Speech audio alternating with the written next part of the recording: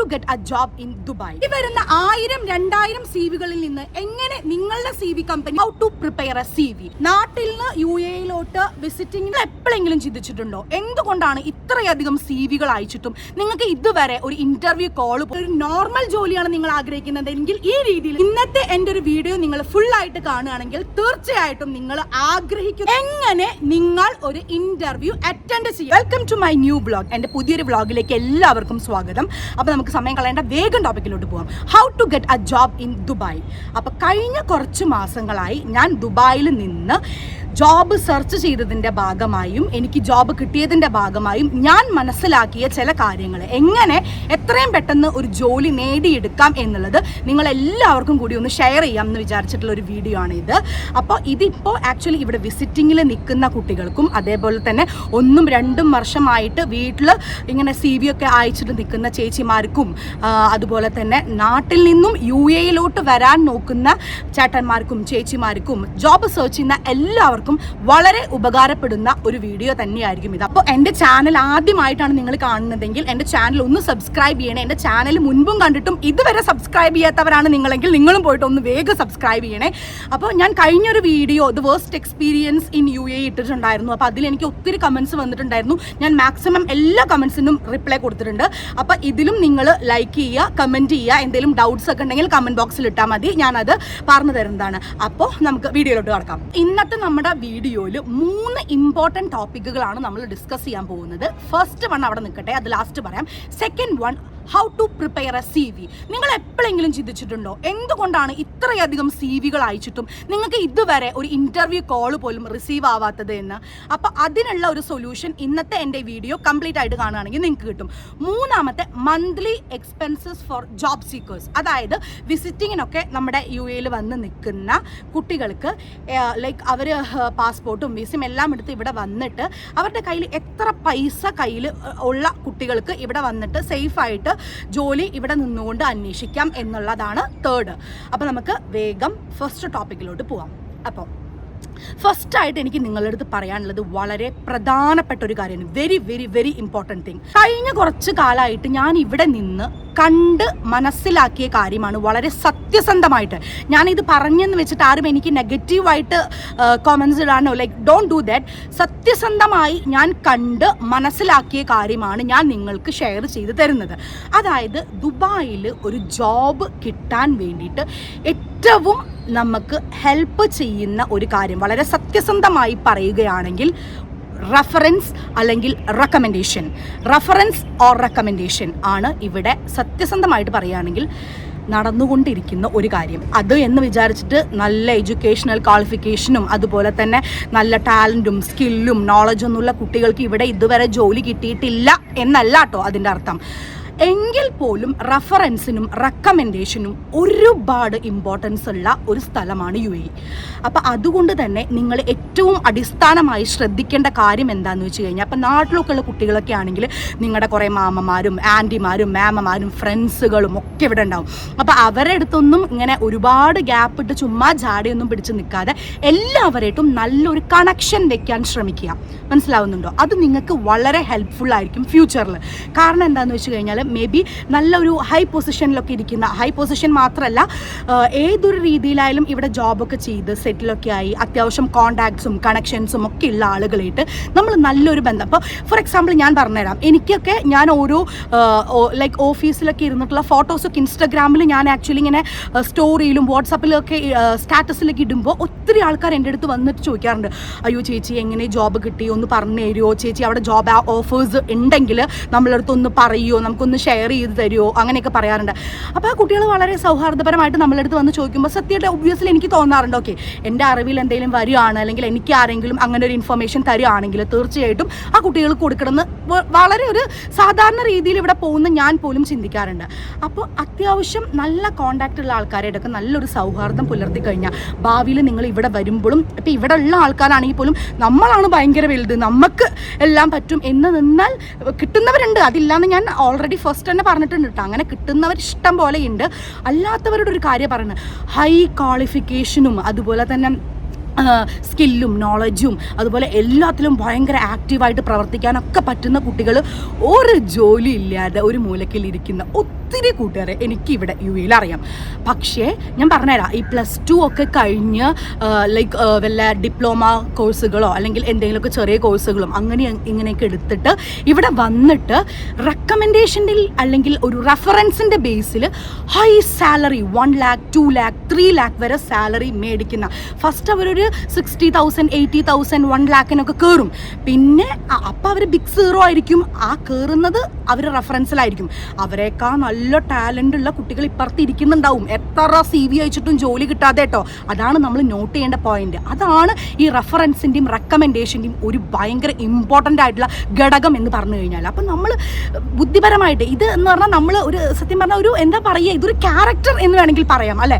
നമ്മൾ നല്ല രീതിയിൽ എല്ലാവരായിട്ടും നല്ലൊരു ബോണ്ടും നല്ലൊരു ഫ്രണ്ട്ഷിപ്പും അല്ലെങ്കിൽ വളരെ നോർമലായ രീതിയിൽ നമ്മൾ നിൽക്കുകയാണെങ്കിൽ മേ ബി അവരായിരിക്കാം നാളെ നമുക്ക് ഏറ്റവും ഉപകാരപ്രദമായി നമ്മുടെ ജീവിതം തന്നെ നിശ്ചയിക്കുന്നത് അവരുടെ ഒരു റെക്കമെൻഡേഷൻ അല്ലെങ്കിൽ ഒരു റെഫറൻസ് ആയിരിക്കും. അപ്പം ഞാനിപ്പോൾ ഫസ്റ്റ് പറഞ്ഞ ഈ ഒരു കാര്യം കേട്ടിട്ട് നിങ്ങൾ നാട്ടിലൊക്കെ ഇരിക്കുന്ന കുട്ടികളൊക്കെ ആണെങ്കിൽ വിചാരിക്കും ഈ ചേച്ചി ഇത് എന്താ പറയുന്നതെന്ന്. പക്ഷേ UAE ഉള്ളവരാണ് ഇപ്പോൾ കറൻ്റ് ഇത് കേട്ടുകൊണ്ടിരിക്കുന്നതെങ്കിൽ അവർക്ക് ഇതിൻ്റെ ഒരു ഇമ്പോർട്ടൻസ് എത്ര ഉണ്ടെന്ന് ഇപ്പം തന്നെ മനസ്സിലായിട്ടുണ്ടാവും. ഞാൻ വെറുതെ പറയില്ല, കാരണം അത്രയ്ക്കും ഒരു ഇമ്പോർട്ടൻസ് റെഫറൻസിനും റെക്കമെൻഡേഷനും UAE ഉണ്ട്.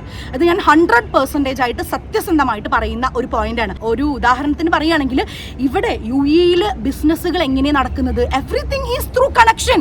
നല്ല കണക്ഷൻ ഉണ്ടോ, നല്ല നല്ല ലൈക്ക് സെയിൽസ് എടുക്കുക, ഏറ്റവും പ്രധാനമായിട്ട് UAE നടക്കുന്ന ഒന്നാണ് സെയിൽസ്. എങ്ങനെയാണ് നല്ല നല്ല സെയിൽസുകൾ നടക്കുന്നത്? It's only because of connection. നല്ല നല്ല കണക്ഷൻ ഉണ്ടോ, നമ്മൾ ബിസിനസ്സുകൾ ഇങ്ങനെ മുന്നേറി മുന്നേറി മുന്നേറി വന്നുകൊണ്ടിരിക്കും. ഫോർ എക്സാമ്പിൾ റിയൽ എസ്റ്റേറ്റ്, അതുപോലെ തന്നെ അങ്ങനെ ഒരുപാട് കാര്യങ്ങളിൽ നമ്മൾ ബിസിനസ് ആയിക്കോട്ടെ, മാർക്കറ്റിംഗ്, സെയിൽസ് എല്ലാതും നടക്കുന്നത് കണക്ഷൻ്റെ ഒരു പുറത്താണ്. അപ്പം നമ്മളെപ്പോഴും എല്ലാവരായിട്ടും നല്ലൊരു സൗഹാർദ്ദം കീപ്പ് ചെയ്യാനായിട്ട് ശ്രമിക്കുക. അപ്പം അടുത്തൊരു topic how to make a CV. ഇത് ആദ്യം പറഞ്ഞ ആ ഒരു കൂട്ടർക്കുള്ളതല്ല. ഇത് എന്ന് പറഞ്ഞു കഴിഞ്ഞാൽ എനിക്ക് റെഫറൻസ് ചെയ്യാനോ റെക്കമെൻഡ് ചെയ്യാനോ ഒന്നും എനിക്ക് ആരുമില്ല, അല്ലെങ്കിൽ അയ്യോ ഞാനൊരു ഇൻട്രോവേർട്ടാണ്, എനിക്കിങ്ങനെ എല്ലാവരുമായിട്ടും എപ്പോഴും സൗഹൃദത്തിൽ പോകാനോ അല്ലെങ്കിൽ അവരുടെ അടുത്ത് കയറിയിട്ട് സർ എനിക്കൊരു ജോലി നോക്കൂ അല്ലെങ്കിൽ ചേട്ടാ ചേച്ചി എനിക്കൊരു ജോലി നോക്കൂ എന്നൊക്കെ പറയാൻ മടിയുള്ള, ഒന്നില്ലെങ്കിൽ ഒരു ഇൻട്രോവേർട്ടായിട്ട് അല്ലെങ്കിൽ ഇല്ല ഞാനത് ചെയ്യില്ല, ഒരു കോൺഫിഡൻസ് ഉള്ള കുട്ടികൾ ഉണ്ടാവില്ലേ ഏത് രീതിയിൽ, ലൈക്ക് ഞാൻ സ്വന്തമായി കഷ്ടപ്പെട്ട് പഠിച്ച് ഇതുവരെ ഒക്കെ എത്തിയെങ്കിൽ ഇനി നല്ലൊരു CV ഉണ്ടാക്കിയിട്ട് എനിക്ക് സ്വന്തമായിട്ട് എൻ്റെ കഴിവും എൻ്റെ ടാലൻറ്റും സ്കില്ലും നോളജും ഒക്കെ വെച്ച് എനിക്ക് സ്വന്തമായിട്ടൊരു ജോലി നേടിയെടുക്കാൻ പറ്റും എന്നുള്ള ആ ഒരു കൂട്ടം കുട്ടികൾക്ക് അല്ലെങ്കിൽ ചേട്ടന്മാർക്കും ചേച്ചിമാർക്കും വേണ്ടിയിട്ടാണ് എൻ്റെ ഈ ഒരു സെക്കൻഡ് ടോപ്പിക് എന്ന് പറഞ്ഞു കഴിഞ്ഞാൽ how to make a CV. ഇത് വെരി ഇമ്പോർട്ടൻ്റ് ആണ്. 2024 CV അയക്കാൻ പോകുന്ന എല്ലാവരും പ്രത്യേകം ശ്രദ്ധിച്ചോളൂ, ഇറ്റ്സ് വെരി ഇമ്പോർട്ടൻറ്റ്. അപ്പോൾ ആദ്യമായിട്ട് നിങ്ങൾ ചിന്തിക്കേണ്ട ഒരു കാര്യം എന്ന് പറഞ്ഞു കഴിഞ്ഞാൽ ഞാൻ ഫസ്റ്റ് ഇതിൽ പറഞ്ഞ പോലെ എന്തുകൊണ്ടാണ് നിങ്ങൾ എപ്പോഴെങ്കിലും ചിന്തിച്ചിട്ടോ ഇത്ര CV അയച്ചിട്ടും എനിക്ക് ഒരു ഇൻ്റർവ്യൂ കോൾ പോലും എനിക്ക് വരുന്നില്ലല്ലോ, അങ്ങനെ നിങ്ങൾ ചിന്തിച്ചിട്ടുണ്ടോ? അല്ലെങ്കിൽ പുതിയ കുട്ടികൾ പഠിച്ചിറങ്ങുന്നവരാണെങ്കിൽ ആദ്യം തന്നെ നല്ല അടിപൊളി ഒരു CV ഉണ്ടാക്കിയെടുത്തിട്ട് എങ്ങനെ പെട്ടെന്നൊരു ജോലി, വെറുതെ സമയം അങ്ങോട്ടും ഇങ്ങോട്ടൊക്കെ ഓടിയും ചാടിയും വെറുതെ ഇരുന്നിട്ടും കളയാതെ എങ്ങനെ പെട്ടെന്നൊരു CV ഉണ്ടാക്കാം. അപ്പം അങ്ങനത്തെ ഉള്ള ഒരു ആളുകൾക്ക് വേണ്ടിയിട്ടുള്ളതാണ് how to make a good CV. So അപ്പോൾ അതിൽ ഏറ്റവും പ്രധാനമായിട്ട് നിങ്ങൾ ശ്രദ്ധിക്കേണ്ട കാര്യമാണ് നിങ്ങളുടെ CV അല്ലെങ്കിൽ റെസ്യൂമെ ATS ഫ്രണ്ട്ലി ആയിരിക്കണം. ATS എന്ന് കേൾക്കുമ്പോഴേക്കും ആരും ഓടിപ്പോണ്ട്, ATS ചേച്ചി എന്തൊക്കെയോ വലിയ വലിയ കാര്യങ്ങൾ പറയുന്നുണ്ട്. അല്ല, ഇതൊരു വലിയ വലിയ കാര്യമൊന്നുമല്ല. ഈ ഒരു ജനറേഷനിൽ അല്ലെങ്കിൽ ഇപ്പോഴത്തെ ഈ ഒരു അവസ്ഥയിൽ ഈ ഒരു സിറ്റുവേഷൻ ലൈക്ക് ഈ ഒരു ടൈമിൽ ATS എന്താണ് എന്ന് നിങ്ങൾക്ക് അറിഞ്ഞില്ലെങ്കിൽ നല്ല മോശമാണ് മക്കളെ. കാരണം എന്താണെന്ന് വെച്ച് കഴിഞ്ഞാൽ ഇതിപ്പോൾ എല്ലാവർക്കും അറിയുന്ന ഒരു കാര്യമാണ്. അപ്പോൾ നാളെ നിങ്ങളൊരു 4 ആൾക്കാരുടെ ഇടയിൽ നിൽക്കുമ്പോൾ എന്താണ് ATS എന്ന് കേൾക്കുമ്പോൾ ATSO അതെന്താ AI ആണോ ആർട്ടിഫിഷ്യൽ ഇന്റലിജൻസ് ആണോ, ലൈക്ക് അങ്ങനെയൊന്നും ചിന്തിക്കാൻ നിൽക്കണ്ട. അപ്പോൾ ATS എന്താണെന്ന് അറിയാത്തവർക്ക് എളുപ്പത്തിൽ ATS എന്താണെന്ന് പറഞ്ഞുതരാം. ഞാൻ എടുത്തു പറയുന്നുണ്ട്, ATS അറിയുന്ന ഒരുപാട് ആളുകളുണ്ട്. അറിയാത്തവർക്ക് വേണ്ടിയിട്ടാണ്. ATS ഫ്രണ്ട്ലി ആയിരിക്കണം നിങ്ങളുടെ റെസ്യൂമെ അല്ലെങ്കിൽ CV. അതായത് ഇപ്പോൾ നിങ്ങളൊരു CV ഒരു കമ്പനിയിലേക്ക് അയക്കുക എന്ന് വിചാരിക്കുക. അപ്പോൾ നിങ്ങൾ വിചാരിക്കുന്നുണ്ടോ നിങ്ങളുടെ CV മാത്രമാണ് അവിടെ റിസീവ് ആവുന്നതെന്ന്? ഒരിക്കലുമല്ല. ഒരുപാട് 1000 2000 CV ഞാൻ നേരത്തെ പറഞ്ഞ പോലെ അവിടെ റിസീവ് ആവുന്നുണ്ട്. അപ്പോൾ ഈ റിസീവ് ആവുന്ന CVകൾ ഓരോന്നും HR അല്ലെങ്കിൽ ആരെങ്കിലും ഒക്കെ ഇരുന്നിട്ട് ഇങ്ങനെ ഓരോന്നും വായിച്ചിട്ട് എൻ്റെ കമ്പനിക്ക് ഈ കുട്ടീനെ സെലക്ട് ചെയ്യാം എന്ന് പറഞ്ഞിട്ടല്ല ഇപ്പോൾ കമ്പനികൾ റിക്രൂട്ട്മെൻറ്റ് നടത്തുന്നത്. ഇപ്പോൾ അവർ ഈ ATS എന്ന് പറഞ്ഞ അതായത് ഒരു സോഫ്റ്റ്വെയർ ആണ്. അപ്പോൾ ഓരോ റെസ്യൂമെ അല്ലെങ്കിൽ ഒരു CV കമ്പനിയിലേക്ക് റിസീവ് ആവുന്ന സമയത്ത് ATS ആണ് റിജക്റ്റ് ചെയ്യുന്നതും ആക്സെപ്റ്റ് ചെയ്യുന്നതും. അപ്പോൾ പല സമയത്തും ATS ഫ്രണ്ട്ലി അല്ലാത്ത CV-കൾ അപ്പം തന്നെ ഈ ATS എന്ത് ചെയ്യുന്നു വെച്ചാൽ റിജക്റ്റ് ചെയ്യും. അവർ ജസ്റ്റ് അത് ലൈക്ക് ആ സോഫ്റ്റ്വെയർ അത് റീഡ് ചെയ്യത്ത് പോലും ഇല്ല എന്നാണ് പറയുന്നത്. അത് ഓട്ടോമാറ്റിക് റിജക്റ്റഡ് ആയിട്ട് പോകും. അപ്പോൾ ATS ഫ്രണ്ട്ലി ആകുവാൻ വേണ്ടി നമ്മൾ ശ്രദ്ധിക്കേണ്ട വളരെ ഇമ്പോർട്ടൻ്റ് ആയിട്ടുള്ള കുറച്ച് കാര്യങ്ങളുണ്ട്. നമ്മൾ എപ്പോഴും നമ്മുടെ CV-യിൽ കീവേഡ്സ് കൊടുക്കാനായിട്ട് ശ്രദ്ധിക്കുക. ഇപ്പോൾ ഫോർ എക്സാമ്പിൾ നമ്മളിപ്പോൾ ഒരു HR പൊസിഷനിലോട്ടാണ് നമ്മൾ ഒരു ജോബിന് അപേക്ഷിക്കുന്നത് അല്ലെങ്കിൽ അപ്ലൈ ചെയ്യുന്നതെങ്കിൽ നമ്മൾ അവിടെ keywords like good communication skill അല്ലെങ്കിൽ സ്ട്രാറ്റജിക് പ്ലാനിങ്, അപ്പോൾ അങ്ങനെയുള്ള പോയിന്റുകൾ നമ്മൾ അതിൽ ആഡ് ചെയ്യാൻ നോക്കും. പ്രത്യേകിച്ച് ഇപ്പോൾ നമ്മൾ അയക്കുന്ന കമ്പനീൻ്റെ ഒരു ലൈക്ക് റിക്വയർമെൻറ്റ്സ് അവരുടെ ഡിസ്ക്രിപ്ഷൻ ഉണ്ടാവില്ലേ, ആ ഡിസ്ക്രിപ്ഷനിൽ കൊടുത്തിട്ടുള്ള കീവേഡ്സ് നിങ്ങൾ പ്രധാനമായിട്ടും നിങ്ങളുടെ CV-യിൽ ഏതെങ്കിലും ഒരു ഭാഗത്ത് ലൈക്ക് ഒത്തിരി പോർഷൻസ് ഉണ്ടല്ലോ, അതിൽ ഏതെങ്കിലും ഒക്കെ ഒരു ഭാഗത്തായിട്ട് എല്ലാ ഭാഗത്തും ലൈക്ക് മെയിനായിട്ട് ഈ കീവേഡ്സ് കൊടുക്കാനായിട്ട് നിങ്ങൾ പ്രത്യേകമായിട്ട് ശ്രദ്ധിക്കുക. അതാണ് പ്രധാനപ്പെട്ട ഒരു പോയിന്റ്. 2 എന്ന് പറഞ്ഞു കഴിഞ്ഞാൽ നിങ്ങൾ ഒത്തിരി ഇങ്ങനെ അലൈൻമെൻറ്റും അല്ലെങ്കിൽ ഈ കളറും കോളംസും ഒക്കെ ഒരുപാട് അങ്ങ് കൊടുത്ത് ആർഭാടാക്കാതിരിക്കുക. അപ്പോൾ അങ്ങനെയുള്ള CV-കളൊക്കെ ലൈക്ക് ഒത്തിരി പോകുമ്പോൾ ATS ഓട്ടോമാറ്റിക്കായിട്ട് റിജക്റ്റ് ചെയ്ത് കളയും. നമ്മൾ ഒരു സ്റ്റാൻഡേർഡ് ഫോമിൽ എപ്പോഴും CV ഉണ്ടാക്കാൻ വേണ്ടി ശ്രമിക്കുക എന്നുള്ളതാണ്. അപ്പോൾ ഇപ്പം ഞാൻ പറഞ്ഞ പോലെ നിങ്ങളുടെ CV എന്തായിരിക്കണം, ATS ഫ്രണ്ട്ലി ആയിരിക്കണം. ഇനി വേറൊരു ട്രിക്ക് പറഞ്ഞുതരാം. അതായത് ATS ഫ്രണ്ട്ലി ആണോ എന്ന് എങ്ങനെ ചേച്ചി അറിയാമെന്ന് ചോദിക്കും പലവരും വന്നിട്ട്. അപ്പോൾ അതിനുള്ള ഉത്തരം ഞാൻ ആദ്യം പറഞ്ഞുതരാം. അതായത് അത് നോക്കാൻ വേണ്ടിയിട്ട് ഇപ്പോൾ ഒത്തിരി സൈറ്റുകളൊക്കെ അവൈലബിൾ ആണ്. അപ്പോൾ അതിൽ നിങ്ങളുടെ CV അപ്ലോഡ് ചെയ്തിട്ട് ഒന്ന് റൺ ചെയ്ത് നോക്കുക. അപ്പോൾ നിങ്ങൾക്ക് മനസ്സിലാവും നിങ്ങളുടെ CV ATS ഫ്രണ്ട്ലി ആണോ അല്ലേ എന്നുള്ളത്. അപ്പം ഞാനിപ്പോൾ ഈ നേരത്തെ പറഞ്ഞ പോലെ കീവേഡ്സ് ശ്രദ്ധിക്കുക. അതേപോലെ ഒത്തിരി കളറും അലൈൻമെൻറ്റ്സും ലൈക്ക് ഇങ്ങനെ ഒത്തിരി ആർഭാടാക്കാതെ വളരെ പ്രൊഫഷണലായി സ്റ്റാൻഡേർഡായിട്ട് നിങ്ങൾ CV പ്രിപ്പയർ ചെയ്യാനായിട്ട് ശ്രമിക്കുക എന്നുള്ളതാണ് ഫസ്റ്റായിട്ട് നിങ്ങൾ ശ്രദ്ധിക്കേണ്ട കാര്യം. സെക്കൻഡായിട്ട് നിങ്ങൾ CV-യിൽ ശ്രദ്ധിക്കേണ്ട ഒരു കാര്യം എന്ന് പറഞ്ഞു കഴിഞ്ഞാൽ ഗ്രാമാറ്റിക്കൽ മിസ്റ്റേക്ക് ഇല്ലാതെ നോക്കുക എന്നുള്ളതാണ്. അല്ലെങ്കിൽ സ്പെല്ലിംഗ് മിസ്റ്റേക്ക് ഇല്ലാതെ നോക്കുക. ആകെ CV എന്ന് പറഞ്ഞാൽ മാക്സിമം ഒരു പേജ് അല്ലെങ്കിൽ ഒരു 2 പേജ് ഉണ്ടാവും. അപ്പോൾ അത് നന്നായി റീഡ് ചെയ്ത് ഗ്രാമാറ്റിക്കലി ഒക്കെ ക്ലിയർ ആക്കുക. അതേപോലെ തന്നെ സ്പെല്ലിംഗ് മിസ്റ്റേക്ക് ഒന്നും ഇല്ലാതെ നോക്കുക എന്നുള്ളതാണ് സെക്കൻഡായിട്ടുള്ള കാര്യം. പിന്നെ തേർഡ് വളരെ ഇമ്പോർട്ടൻ്റ് ആയിട്ടുള്ള വേറൊരു കാര്യം, നിങ്ങൾ CV-യിൽ നിങ്ങളുടെ ഫോട്ടോ കൊടുക്കില്ലേ, അപ്പോൾ ആ ഫോട്ടോ കൊടുക്കുന്ന സമയത്ത് നിങ്ങളൊന്ന് ഇങ്ങോട്ട് തിരിഞ്ഞ് ഇങ്ങനെ നോക്കിയിട്ടുള്ള ഫോട്ടോ അല്ലെങ്കിൽ ഇങ്ങോട്ട് തിരിഞ്ഞിട്ട് ഉള്ള ഫോട്ടോ അല്ലെങ്കിൽ എന്ന് പിടിച്ചിട്ടുള്ള ഫോട്ടോ അല്ലെങ്കിൽ ലൈക്ക് ഇങ്ങനെ അങ്ങോട്ടും ഇങ്ങനെയൊക്കെ പിടിച്ചിട്ടുള്ള ഫോട്ടോ ഒന്നും നിങ്ങൾ അപ്ലോഡ് ചെയ്യാതിരിക്കുക. നിങ്ങൾ അങ്ങനെ ചെയ്തിട്ടുണ്ട്, എനിക്കറിയുന്ന ആൾക്കാരുണ്ട്, ഇത് കാണുന്നുണ്ടെങ്കിൽ അവർക്ക് മനസ്സിലാവും അത് ആരെയും ഉദ്ദേശിച്ചെന്നുള്ളത്. അപ്പോൾ നമ്മൾ അങ്ങോട്ട് ചെരിഞ്ഞ് അല്ലെങ്കിൽ ഈ pose pose V for victory അതൊന്നും വേണ്ട. എന്താണ് നല്ല ഇപ്പോൾ നിങ്ങൾ ഓരോ ആപ്പുകളുണ്ട്, അല്ലാതെ തന്നെ ഇപ്പോൾ സ്റ്റുഡിയോയിലൊക്കെ പറഞ്ഞു കഴിഞ്ഞാൽ നല്ല ഫോട്ടോയൊക്കെ അവർ തന്നെ സെറ്റ് ചെയ്തിട്ട് നിങ്ങളൊരു ഫോട്ടോയ്ക്ക് പോയി പോസ്റ്റ് ചെയ്ത് കൊടുത്താൽ മതി. അപ്പോൾ പ്രൊഫഷണൽ ലുക്കിലുള്ള ഒരു ഫോട്ടോ ആയിരിക്കണം നിങ്ങൾ കൊടുക്കേണ്ടത്. അപ്പോഴാണ് ആ ഒരു കറക്റ്റ് പ്രൊഫഷണലിസം അല്ലെങ്കിൽ നിങ്ങളുടെ ആ ഒരു കമ്മിറ്റ്മെൻറ്റ് നിങ്ങൾ അതിലോട്ട് കാണിക്കുന്നു എന്ന് അവർക്ക് തോന്നണം. അല്ലാതെ തോന്നിയ രീതിയിൽ നമുക്ക് ഫോട്ടോസ് അപ്ലോഡ് ചെയ്യാൻ പറ്റില്ല എന്നുള്ളതാണ്. ഇനി ഞാൻ അടുത്തത് പറയാൻ പോകുന്നത് ഈ ATS സോഫ്റ്റ്വെയർ ഒന്നും ഇല്ലാത്ത സാധാരണ ചെറിയ കമ്പനികളൊക്കെ ഉണ്ടാവില്ലേ, ചെറിയ ഓഫീസുകളും മറ്റും, അങ്ങനത്തേലൊക്കെ മതി എനിക്ക് ജോബ്. എനിക്കൊരു നോർമൽ ഒരു റേഞ്ചിലുള്ള ജോലി മതി. സാധാ ഒരു ഓഫീസിലോട്ടൊക്കെ ജോലി നോക്കുന്നവരാണ്, അവർക്കും ഇപ്പോൾ ഭയങ്കര ടൈറ്റാണ് UAE-ലൊക്കെ ജോബ് കിട്ടാൻ വേണ്ടിയിട്ട്. അത്രയും CV-കളാണ് ഓരോ ദിവസവും ഓരോ ഓഫീസുകളിൽ റിസീവ് ആവുന്നത്. അപ്പോൾ നിങ്ങൾ എന്താ ചെയ്യേണ്ടതെന്ന് വെച്ച് കഴിഞ്ഞാൽ നിങ്ങൾ എപ്പോഴും CV അയക്കുമ്പോൾ രാവിലെ നേരത്തെ എണീച്ചിരുന്ന് അയക്കാൻ ശ്രമിക്കുക. അതായത് നിങ്ങൾക്കറിയാലോ ഏകദേശം ഇപ്പോൾ ഒരു ഓഫീസ് ഓപ്പണിംഗ് ടൈം എന്ന് പറഞ്ഞു കഴിഞ്ഞാൽ 8:30 to 9:30 ആ ഒരു റേഞ്ചിലായിരിക്കും എപ്പോഴും ഓഫീസുകളൊക്കെ ഓപ്പൺ ചെയ്യുന്ന ടൈം. അപ്പോൾ നിങ്ങളൊരു 7:30 to 8 മണി 8:30 ആ ഒരു റേഞ്ചിലായിട്ട് CV അപ്ലോഡ് ചെയ്യാൻ ശ്രമിക്കുക. അതായത് ഇതിൻ്റെ ഒരു ഇമ്പോർട്ടൻസ് എന്താണെന്ന് വെച്ച് കഴിഞ്ഞാൽ HR ഒക്കെ രാവിലെ വന്ന് നോക്കുമ്പോൾ നിങ്ങളുടെ പേര് ഫോർ എക്സാമ്പിൾ എന്നെ പറയാം അഞ്ജന, ആ ഒരു CV അവിടെ റിസീവ് ആവണമെങ്കിൽ അവരുടെ കണ്ണിൽ ആദ്യം തന്നെ അത് പെടാനുള്ളൊരു ചാൻസ് ഉണ്ട്. നിങ്ങൾ ആലോചിച്ച് നോക്കും, നിങ്ങൾ തലേ ദിവസം ഉച്ചയ്ക്കോ അല്ലെങ്കിൽ തലേ ദിവസം വൈകുന്നേരമൊക്കെ എടുത്ത് അയച്ചു എന്ന് വിചാരിക്കുക. അപ്പോൾ അവർ ഒത്തിരി ആ CV അടിയിലോട്ട് പോയി കിടക്കും. കാരണം ഒത്തിരി CV-കൾ ഒത്തിരി ആളുകൾ ഇങ്ങനെ അപ്ലൈ ചെയ്യുന്നതാണ്. അപ്പോൾ അത് നന്നായിട്ടൊന്ന് ശ്രദ്ധിക്കുക. CV എപ്പോഴും ഏർലി മോർണിംഗ് ആ സമയത്ത് ഉറക്കാണ്, മടിയൊക്കെ പിടിച്ചിരുന്ന് പിന്നെ ഒരു 12 മണി 1 മണിക്ക് നീച്ചിട്ട് അയ്യോ എനിക്ക് ജോലിയില്ലേ ആ ഒരു രീതിയിൽ ചിന്തിച്ചിട്ട് യാതൊരു കാര്യമില്ല. അപ്പോൾ നിങ്ങൾ രാവിലെ നേരത്തെ നീച്ചിരുന്ന് CV ഒക്കെ അപ്ലോഡ് ചെയ്തിട്ട് വീണ്ടും പോയി ഉറങ്ങിക്കോളൂ കേട്ടോ. അതേപോലെ തന്നെ നിങ്ങളിപ്പോൾ ഒരു CV അയച്ചു എന്ന് വിചാരിക്കുക. അപ്പോൾ CV അയച്ചു ഒരു 10-15 ദിവസമൊക്കെ കഴിഞ്ഞു.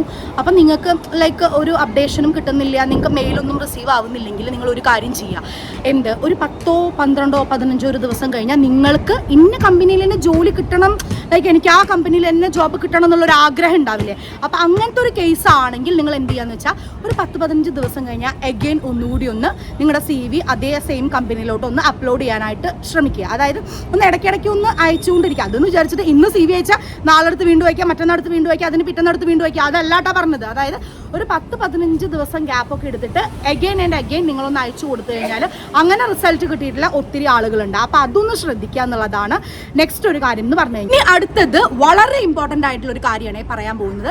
ഇപ്പം നിങ്ങൾ CV എങ്ങനെ ഉണ്ടാക്കണം എന്ന് പഠിച്ചു, അങ്ങനെ CV ഒക്കെ അപ്ലോഡ് ചെയ്തിട്ട് നിങ്ങൾക്ക് ഒരു ഇൻ്റർവ്യൂ മെയിൽ റിസീവ് ആവുകയാണ്, അല്ലെങ്കിൽ ഒരു ഇൻ്റർവ്യൂ കോൾ നിങ്ങൾക്ക് റിസീവ് ആവുകയാണ്. എങ്ങനെ നിങ്ങൾ ഒരു ഇൻ്റർവ്യൂ അറ്റൻഡ് ചെയ്യണം? ഇൻ്റർവ്യൂ അറ്റൻഡ് ചെയ്യുന്നതിനേക്കാൾ മുൻപ് എന്തെല്ലാം കാര്യങ്ങൾ നിങ്ങൾ ഒരു സെൽഫ് പ്രിപ്പറേഷൻ അല്ലെങ്കിൽ സെൽഫായിട്ട് പ്രിപ്പയർ ചെയ്തിട്ട് വേണം ഇൻ്റർവ്യൂ അറ്റൻഡ് ചെയ്യാൻ എന്നതാണ് അടുത്തത് പറയാൻ പോകുന്നത്.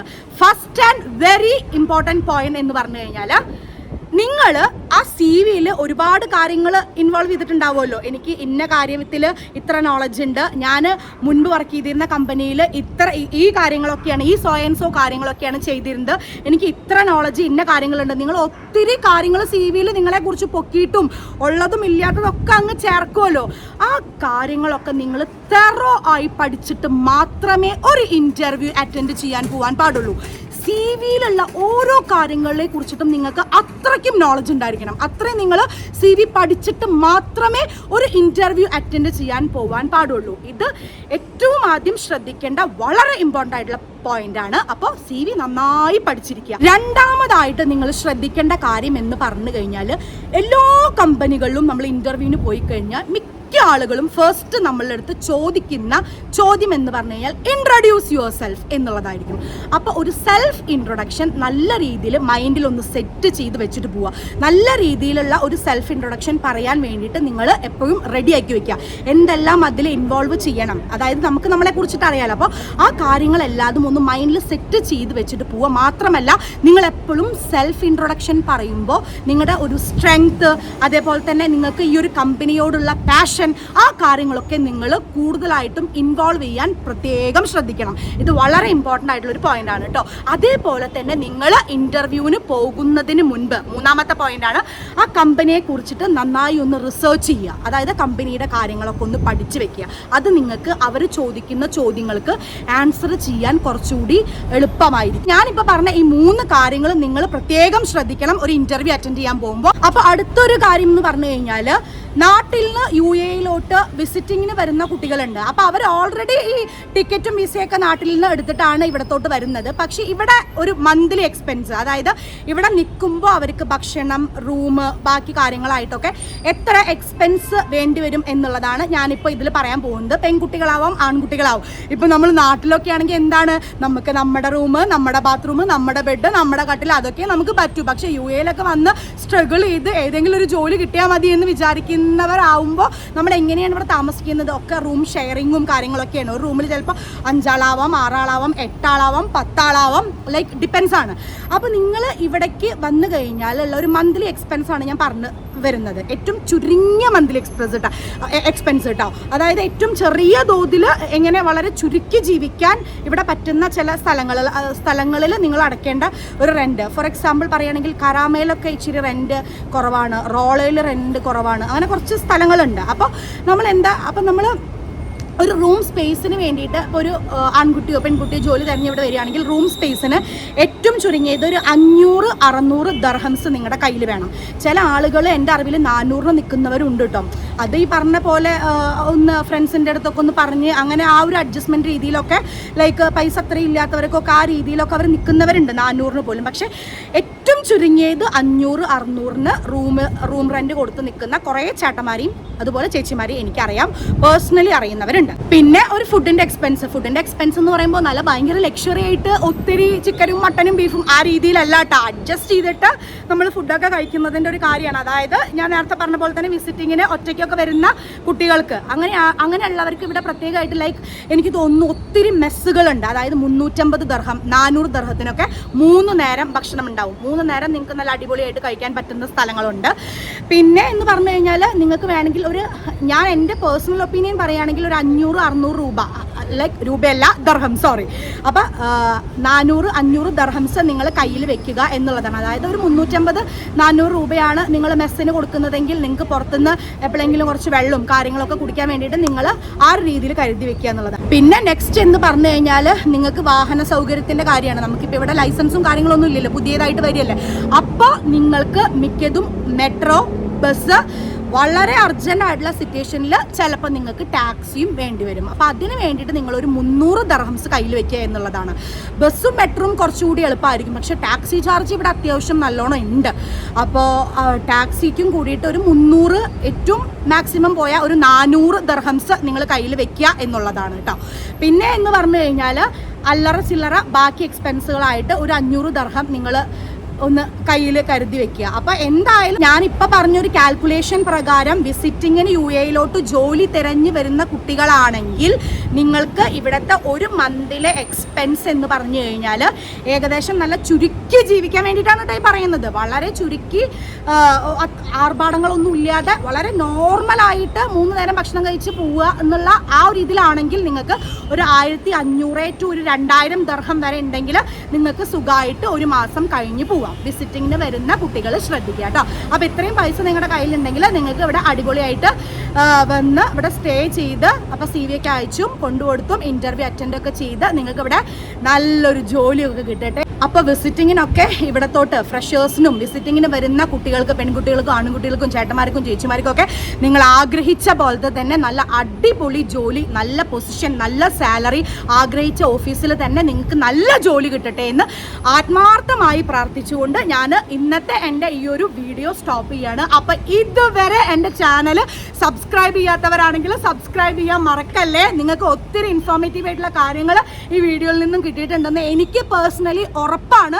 ഒത്തിരി ആളുകൾക്ക് കിട്ടിയിട്ടുണ്ടാവും. നിങ്ങളുടെ സംശയങ്ങളൊക്കെ കമൻറ്റ് ബോക്സിൽ ഇടുക, ഞാൻ എല്ലാത്തിനും റിപ്ലൈ തരുന്നതായിരിക്കും.